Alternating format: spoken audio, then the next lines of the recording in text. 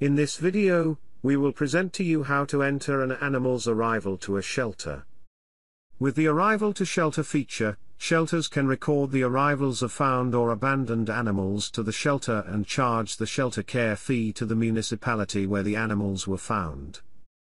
Let's look at an example. A finder brings an abandoned animal to a shelter. The receptionist enters all essential data about the animal. Animal category, animal ID, sex, breed, and an approximate birth date.